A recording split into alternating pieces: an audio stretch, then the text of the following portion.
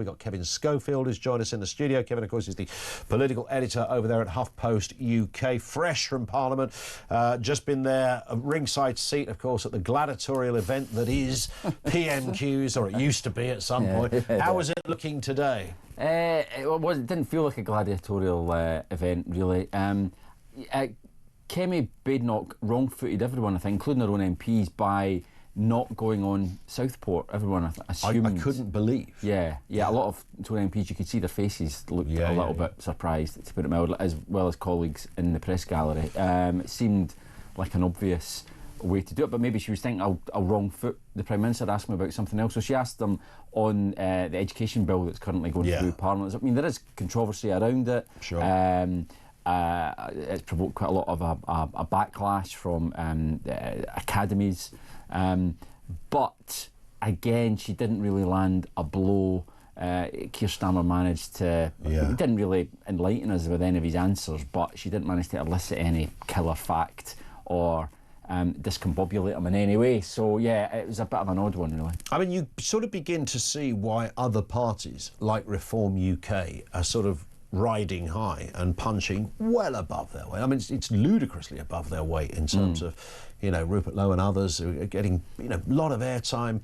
I know that Farage is, you know, a very sort of mesmeric character. He's a good media player, so he has a disproportionate amount of time on question time and things like that. But nonetheless, you know, the speaking the language that people will go, yeah, you represent me, doesn't really come from the opposition leader asking important questions as they are, and there are other platforms and times they can be raised. But you know, the knife crime issue would have been an obvious one to go on, and certainly on the back of what many are saying, it was a wholly inept response from the Home Secretary about two-tier verification. It was an open goal for Kemi Badenoch. You would have thought so. I mean, unless she was concerned about the Prime Minister being able to say, well, hang on a minute, you guys had 14 years to do something about it and you failed.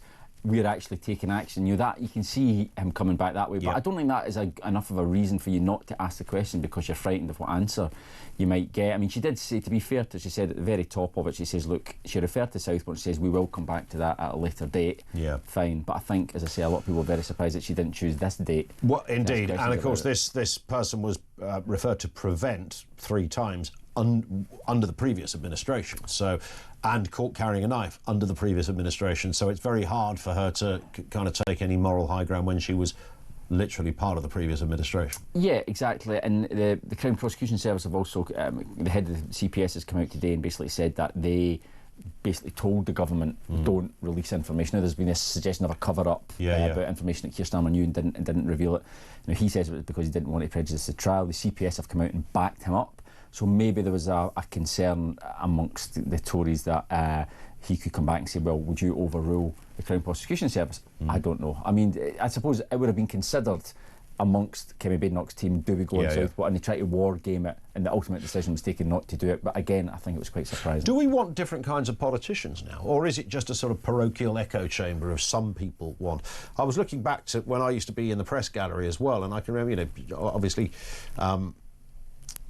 Blair was slightly before me going there, but Brown wasn't. Now, Gordon Brown was a pretty dull sort of character, but he was quite ballsy and passionate at the dispatch box, wasn't he? I mean, if he had a bee in his bonnet, if he was upset about something, he did have that kind of firebrand lefty thing going on, he did, which made him, you know, a slightly more entertaining entity at the dispatch box than Keir Starmer. And since then, you know, and then of course David Cameron comes along, he's super slick, so he's a bit Blair-like, and he was very good at it. But I don't know whether that's any longer the qualification. And lots of people saying today, obviously because Trump is so much in the news, that, you know, a leader that would go, hang on a second, I'm not standing for this. That sort of language, rather than, you know, a spad that's written a paragraph, says, read this, Prime Minister. Something that comes from the heart, where you absolutely get animated about something. Yeah, I mean, obviously, social media, I think, plays a big part in it now as well. You very often see, every week, you see the parties will clip up the best soundbite from Kemi Badenoch, Keir Starmer, and put it up on the social media, and, you know, to try and get clicks, and that's what it's all driven by, rather than great parliamentary rhetoric. So that's, you could say, dumbed it down a little bit, you know, True. and we just don't have maybe the patience anymore for, you know, it was very methodical 6 questions that she asked today about the minutiae of this bill, which is, you know, very interesting, but again, it's not going to set the pulses racing. And you're right what you say about reform, you know, whereas you say what you like about Nigel Farage, he's very good at, you know, hitting these lines and just speaking the language, obviously, that a lot of people speak themselves and agree with him on. And I don't think if it had been Nigel Farage, put it that way, he would have passed up the opportunity to go on Southport. And there's been many MPs on both sides. I mean, the obvious examples like Dennis Skinner, you know, who would, you know, it was always a moment, everyone went quiet when he asked a question at PMQs because you knew it was going to be something that was sort of, there'd be a little bit of humour thrown in there as well, but it was always going to be a good question. I don't care whether they're left or right, you just want to hear somebody who sounds as if they mean it, they're passionate about something, that they're incredulous about something. Yeah, you're right, and we don't really have that. Kemi Badenoch doesn't give the impression of that kind of fire in her belly. Keir Starmer certainly doesn't. Angela Rayner's a bit different. Maybe if she was the Prime Minister, I'm not suggesting that she should be, but if she were the Prime Minister, it might be a little bit more punchy. You see sometimes when she stands in for Keir Starmer, if he's abroad, she stands in for him at PMQs, and, you know, you have a better chance of a decent line actually coming from Exactly. it. I mean, I've said this time and time again, when she was up against Johnson at PMQs, which she was on many occasions, of course, because she was deputy, I used to think, look, forget the fact that I can't think of anything I really agree with Angela Rayner on, but I love her backstory. You know, girl from a council house, single mother at about the age of 16 or something, and there she is, questioning the Prime Minister in the Houses of Parliament across the floor. I think that's an amazing journey and sounding a bit normal, if that's the right word for Angela Rayner, but you take the point. And, you know, with the passion there. Yeah, exactly. I want to see that on all sides. You know? Yeah, no, there's definitely, she does have, she's a rare politician in that she does resonate with normal people. You know, whether or not you agree with her politics or not, you know, she does sound like a normal person.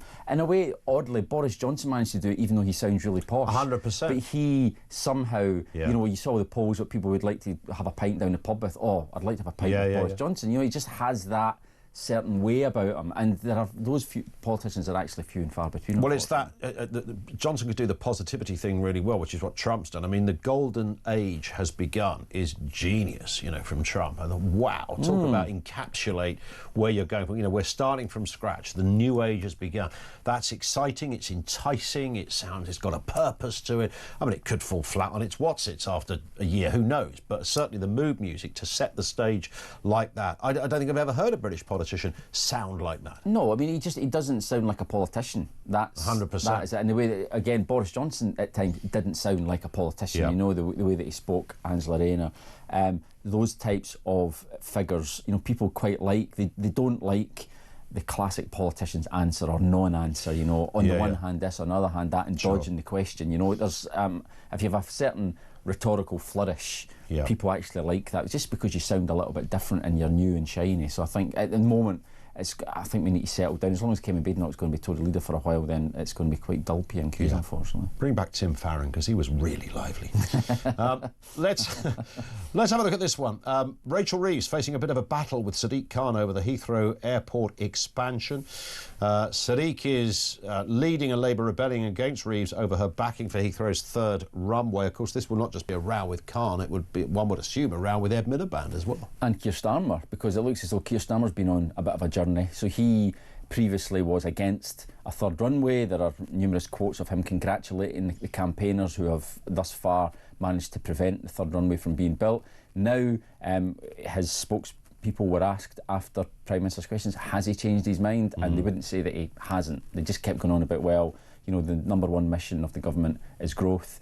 Any airport expansion must contribute to economic growth and meet our environmental obligations. So they're certainly not saying that he is opposed to it. So I think we can take it from that, Rachel Reeves is going to back it, Keir Starmer backs Rachel Reeves, and there will be a big Labour split on this because Sadiq Khan is very much opposed to it. Yeah. And a big runway as well. A very big runway, They've been talking about it for such... I'd be amazed if it ever happened. Talking about it forever. I feel since I've been born. They've been talking about this thing. I remember Boris Johnson, going back to Boris Johnson, to talk about how he would lie down in front of the bulldozers when they came to... Because he was an MP for...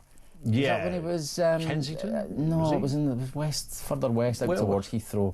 It wasn't when he was Henley MP. Henley, yes, that would be right. Henley, Henley, yes. And then, lo and behold, when he became Prime Minister, he, I think the Foreign Secretary famously went to Afghanistan so he would avoid a vote on the third runway.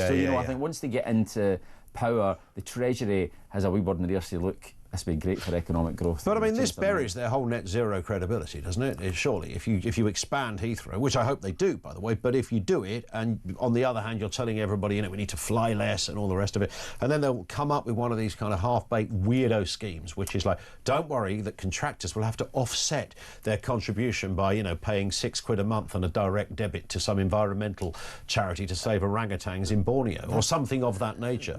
Plant a tree in Cleethorpes. That's actually scarily accurate, actually. So they've developed some sort of nature fund, which would basically be, if you want to do something that's bad for the environment, bung a few quid in this fund, which will help environmental projects elsewhere in the country, and you'll get the go-ahead as long as it contributes to economic growth. So they're putting all their eggs in the economic growth basket, even if it means trampling over previous environmental obligations that they've made in the past. Here's a question. How many people know who David Wilkie is? Robert Wilkie. David Wilkie was the swimmer, wasn't he? He was a swimmer, yeah. He was a swimmer. Scottish swimmer. He was a Scottish swimmer. Is he no longer with us, David Wilkie? I think you might be right, actually. I think in the last year or two. I seem to remember, yeah. I think that he won did he win the gold medal? I think he did. At the Olympics. And then didn't he appear on that, do you remember that Superstars programme that used to be on a Friday night? I used to love Superstars. Brian Jacks, Kevin Keegan. Remember Kevin Keegan injuring his foot on the running track? Scraped his whole leg. Bad injury, wasn't it? In a cycling race. That's what it was, yeah. I mean, the guy was he ripped his own trainer off, He was like the best player in England. Oh, that was a great show. Anyway, that's a diversion. Not David Wilkie, Robert Wilkie, Donald Trump's transition team head. He's criticised Labour's decision to cede the Chagos Islands to Mauritius. Now, this is going to go on and on. I've got a vague, I wouldn't say defence, because I don't know enough about the geopolitical kind of reasoning behind this one, if I'm perfectly honest, Kevin, but I do know that this started under the last government's watch, so you can't really say, this is, two-tier Keir with his, giveaway island bonanza, because James Cleverly was penning the various agreements before they even got in. He set the ball rolling on these negotiations. Now, the Tory defence is, well, we didn't finalise the deal, and if we'd struck a deal, it wouldn't be this deal. This is a terrible deal. Would say that. But you can't possibly disprove that. I reckon, bearing in mind, I don't think for one second that Angela Rayner, Keir Starmer, David Lammy sat down in the Rose and Crown one night and came up with the deal. I would imagine probably about 300 civil servants,